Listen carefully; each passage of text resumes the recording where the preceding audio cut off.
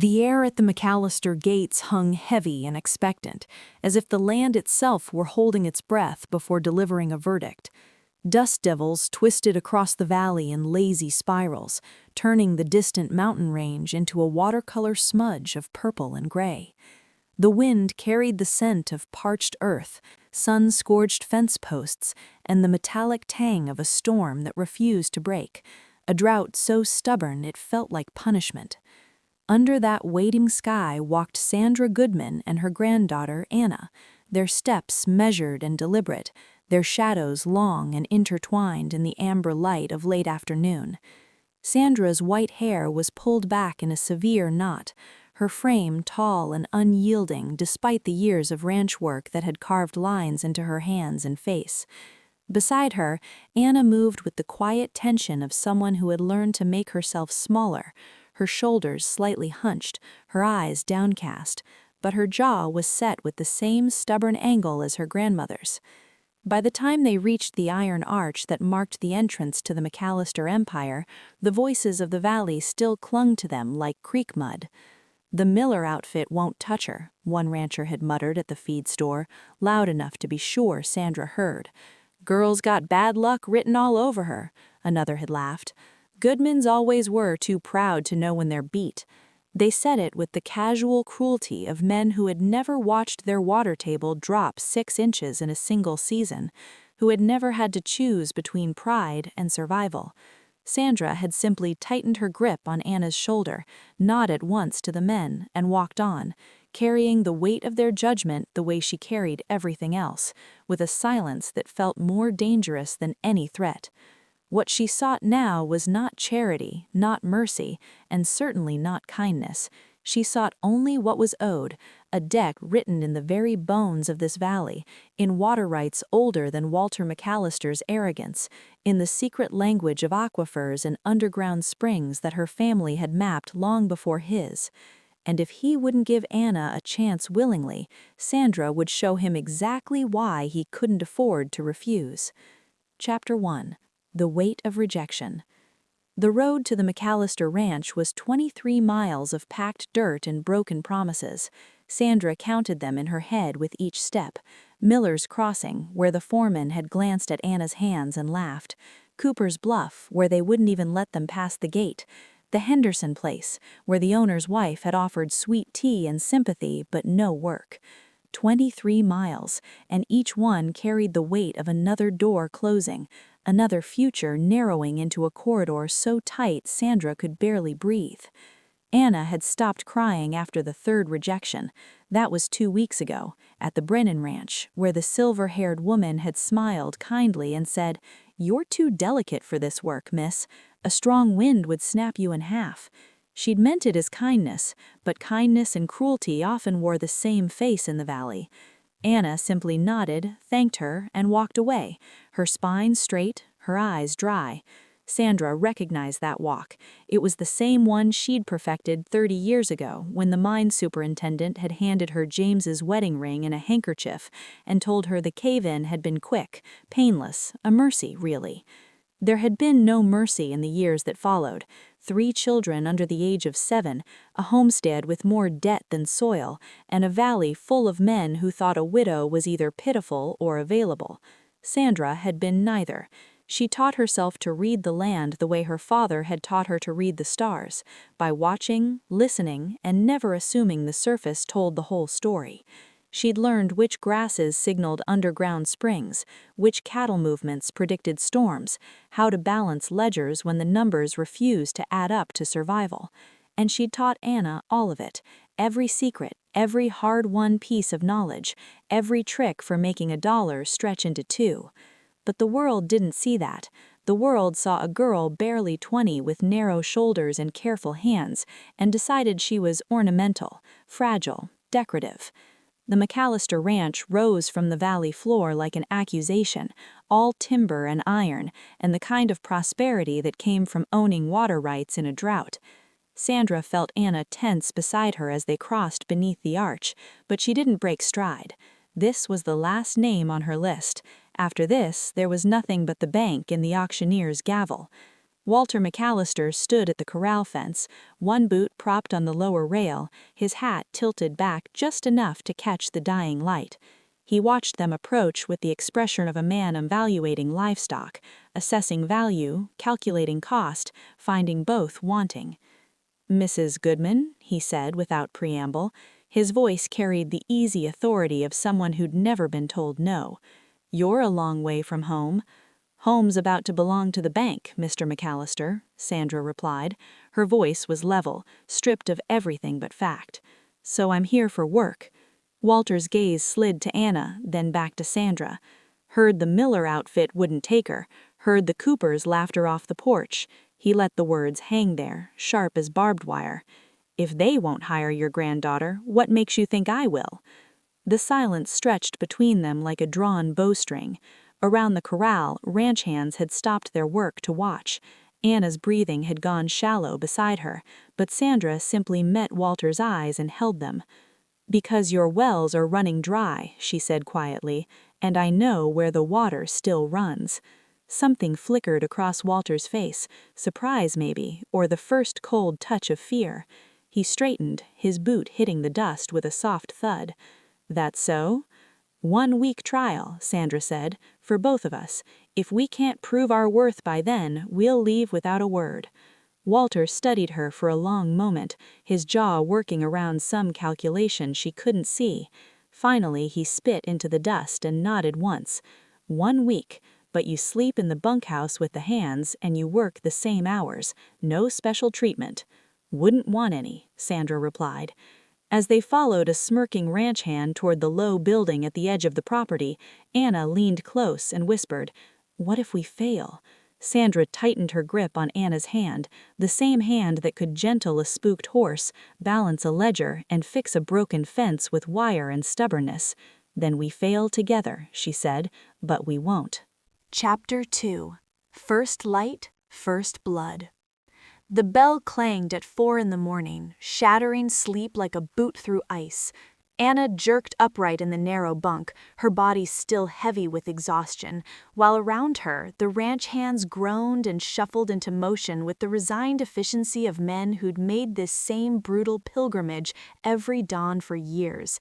The air smelled of sweat, old leather, and the particular sourness of too many bodies in too small a space. Sandra was already dressed, her white hair braided tight, her expression unreadable in the dim light leaking through the cracked window. By the time the sun crested the ridge, Anna's hands were already bleeding. The shovel handle bit into her palms as she mucked the stalls, 10 of them, each one thick with manure that had to be forked into a wheelbarrow and hauled to the compost heap behind the barn. The work was repetitive, mindless, and agonizing. Her shoulders burned, her lower back screamed with each twist of the shovel. Sweat soaked through her shirt before the heat of the day had even settled in. The ranch hands watched from their posts with the lazy cruelty of men who'd seen this play out a dozen times before. "City girl won't last till noon," one of them drawled to his partner, loud enough for Anna to hear. Another laughed, spat tobacco juice into the dust, and went back to oiling a saddle. They weren't being cruel exactly, just honest. Girls like her didn't belong here, and they all knew it. Jake Morrison, the ranch foreman, was a different breed entirely. He was gruff where the others were mocking, silent where they were loud, and when he looked at Anna, it wasn't with amusement, but with the cold assessment of someone testing weak iron. He assigned her the worst jobs without comment, hauling water buckets from the pump to the troughs, mending a quarter-mile of fence line where the posts had rotted through, stacking hay bales in the loft until her arms trembled and her vision blurred. He didn't explain, he didn't encourage, he simply pointed and walked away, waiting for her to break. She didn't. Inside the ranch house, Sandra moved through the kitchen with the quiet authority of someone cataloging territory. She examined the pantry, half-empty, disorganized, stocked with supplies that spoke of a man who ate to survive rather than live. She noted the cracked window panes, the warped floorboards, the general air of neglect that clung to the corners like cobwebs. Then she found Walter in his office, a dim room that smelled of whiskey and old paper, and asked to see the ledgers. Walter looked up from his desk, his expression caught between surprise and suspicion. "Why would you need those?" "Because the kitchen won't run without supplies," Sandra replied evenly, "and I need to know what we're working with." He studied her for a long moment, then shrugged and pulled 3 thick ledgers from a shelf, dropping them onto the desk with a thud. "Knock yourself out." Sandra carried them to the kitchen table, spread them open under the pale afternoon light, and began to read. Her expression, carefully neutral at first, darkened with each turned page. The numbers told a story Walter either couldn't see or refused to acknowledge. Feed costs doubled over market rate, livestock sales down by 40%, water rights payments skipped twice in the last 6 months. She did the math in the margins with a stub of pencil, her handwriting tight and precise, and the answer came back ugly. 3 months, maybe 4 if the cattle prices held. After that, the bank would come and the McAllister empire would become someone else's footnote. By the time the sun set, Anna collapsed onto her bunk without even removing her boots. Her hands were wrapped in bloody strips of cloth, her back a signal knot of agony. Sandra sat beside her, wordless, and began to apply salve made from yarrow and beeswax, the same remedy she'd used on her own children decades ago. Anna hissed through her teeth but didn't pull away. Long after Anna's breathing had evened into sleep, Sandra returned to the kitchen table. The ledgers lay open before her, numbers glowing softly in the lamplight. She stared at them, her mind already working through the problem Walter McAllister didn't even know he had, and a slow, dangerous smile touched the corner of her mouth. Chapter 3. Hidden Disasters. By the 3rd day, Anna's body had stopped screaming and started whispering. The pain was still there, a constant low throb in her shoulders, the sharp sting of blisters that had burst and reformed, but her muscles had begun to remember the rhythm of the work. She moved with less hesitation now, anticipating the weight of the water buckets, the angle needed to drive a fence post true. The ranch hands still watched, but the mockery had faded into something closer to cautious observation. The call came just after dawn, a heifer in distress, first-time mother, something wrong. Jake found Anna mucking the stalls and jerked his head toward the birthing pen without a word. She followed, her heart hammering against her ribs, and found the animal on her side, flanks heaving, eyes wide with panic. Jake knelt in the straw, his hands already slick with blood and birth fluid, and spoke quietly without looking up. "Breech, front legs folded back. You're gonna help me turn it." Anna knelt beside him, and he guided her hands into the impossible heat of the animal's body. She felt the calf's hoof, the slick curve of a folded leg, and worked to straighten it while the heifer groaned and shuddered beneath them. It took 20 minutes of careful manipulation, her arms trembling with effort, sweat dripping into her eyes, before the calf finally slipped free in a rush of fluid and membrane.